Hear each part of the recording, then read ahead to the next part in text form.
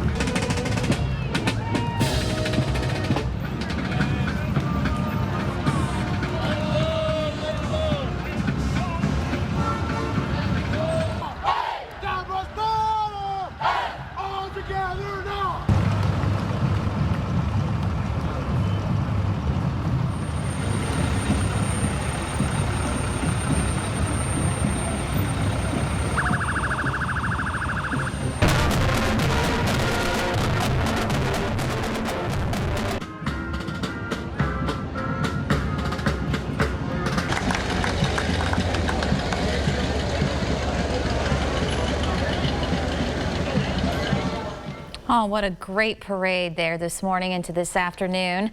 Thank you so much, Mr. Taylor, for your service. And that brings us to our Vote Now poll question of the day. Were you at this morning's awesome parade today for Larry Taylor? 25% of you say yes, 65% of you say no, but I wanted to be, and 10% said no. And we still want to hear from more of you. Participating in our poll is easy. There are several ways you can vote. Just use the camera on your cell phone to scan the QR code you see there on your screen. You can also vote using the News 12 app, or if you would rather use a computer, you can always head on over to our website, wdef.com/vote now to vote. We'll be watching these results throughout the evening and present the final ones tonight at 11. Americans are marking 22 years since the September 11th terrorist attacks that killed nearly 3,000 people. Vice President Kamala Harris is among the dignitaries joining victims' family members at the annual commemoration at the New York City's World Trade Center. There are also ceremonies at the Pentagon and in Shanksville, Pennsylvania, where one of the hijacked jets crashed after passengers of Flight 93 tried to storm the cockpit. President Biden also joined troops at a military base in Alaska. His visit is a reminder that 9/11 impacted every part of the United States. A volunteer firefighter who survived the September 11 terror attacks is on a mission. He's trying to break the stigma surrounding mental health and PTSD, something he knows all too well. Haley Ott shows us how he's finding comfort through man's best friend.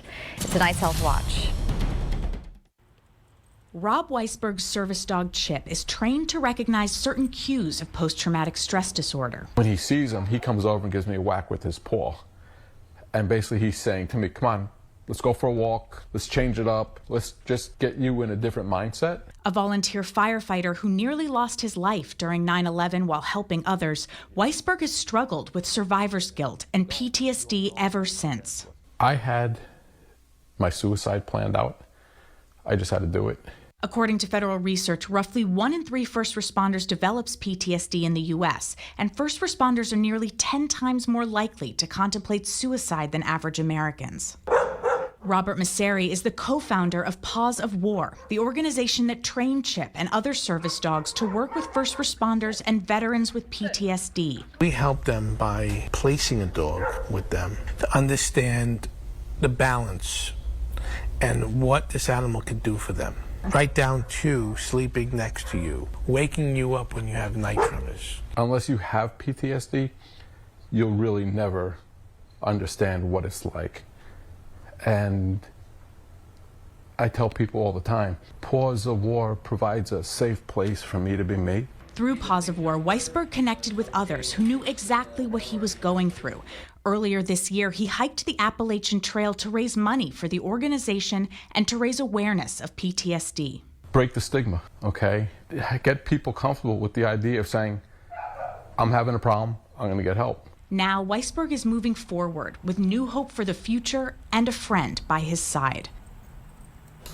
Weisberg says it took him more than 2 decades, but he is finally able to sleep through the night, and his message to others is to never give up. We're following a child endangerment alert posted this afternoon. News 12's Amelia Greer joins us now live with what happened. Amelia. The TBI and CPD signaled a missing child alert earlier on Monday in Hamilton County. The Tennessee Endangered Child Alert was issued by the Chattanooga Police Department for a missing 3-month-old. Missing child Elijah Harvey was believed to be with his relative, Sean Ray Harvey. Since the Endangered Child Alert issued earlier today, individuals across the state and out of state have taken to social media to express their concern. People from Memphis and even parts of Alabama had raised their concerns for the missing child. CPD has now confirmed that this was a custodial interference, and the dad had taken the child without permission early this morning. Elijah and Harvey were believed to be traveling in a blue 2016 Honda Civic. THP recognized the vehicle and pulled it over on I-75 South. Harvey is wanted for custodial interference and theft of an automobile for over $10,000. He has since been put into custody. The child was announced to be found safe a little after 1:30 p.m. He was recovered with help from THP partners. No other details were shared as to why the suspect had the child or how he was taken. We are very happy to see this missing child safely returned. If more information is released, we will make it known to the public. Reporting live, Amelia Greer, News 12. Taking a look around the area tonight, we've got a few clouds out there and some showers and thunderstorms trying to develop on the veteran-owned Patriot concrete camera. Temperatures on the mid-80s or so, dew point dropping a little bit, so not doing too bad on the temperatures for right now, and a light easterly wind. Bit of a rainbow showing up on Earth Cam, looking back toward the World Trade Center camera at sunset in New York, and a beautiful view there to round out September 11th remembrances there. And as of right now, not seeing any major problems with rain or thunderstorms like they're seeing around New York City. We have a few showers at this time around northeast Alabama, and as they're moving across into Georgia, starting to fall apart as the sun begins to set. We'll see less potential of rainfall tonight, but more potential coming up as we go into tomorrow, and could be some thunderstorms out there as well. So for the next couple of hours here, we'll get rid of the showers and any chance of any thunderstorms, but they will be back into tomorrow. Coming up, we'll talk about where Hurricane Lee is going, and if you've got travel plans, it's a forecast you don't want to miss. Stay tuned to Prime News at 7. Hal, Budget Brakes will replace your brakes for the lowest price anywhere, and you get a lifetime guarantee. Relax. Budget Brakes. Brakes starting at just $100. Relaxing. Moderate to severe eczema still disrupts my skin. Despite treatment, it disrupts my skin with itch. It disrupts my skin with rash. But now, I can disrupt eczema with Rinvoq. Rinvoq is not a steroid, topical, or injection. It's one pill once a day. Many taking Rinvoq saw clear or almost clear skin, while some saw up to 100% clear skin. And they felt dramatic and fast itch relief, some as early as 2 days. That's Rinvoq Relief. Rinvoq can lower your ability to fight infections, including TB, serious infections and blood clots, some fatal, cancers, including lymphoma and skin cancer. Death, heart attack, stroke, and tears in the stomach or intestines occurred. People 50 and older with at least one heart disease risk factor have higher risks. Don't take if allergic to Rinvoq, as serious reactions can occur. Tell your doctor if you are or may become pregnant. Disrupt the itch and rash of eczema. Talk to your doctor about Rinvoq. Learn how AbbVie can help you save. You're gonna need a bigger plate. Captain D's new crispy jumbo fish tenders. Jumbo meals, small prices. It's bigger, better, bolder when the captain is calling. Order on the app to earn rewards. Captain D's. What time is it? It's football time in Tennessee. And t-shirt time in Tennessee. Stop by Food City in Eastridge September 14th for a free solid orange t-shirt. Make the most of every property with a great deal on the Kubota commercial landscape lineup. Right now, bring home the Kubota Z700 mower for 0 down, 0% APR for up to 60 months. Visit your local dealer, Kubota of Chattanooga, located at 2628 Rossville Boulevard in Chattanooga, Tennessee.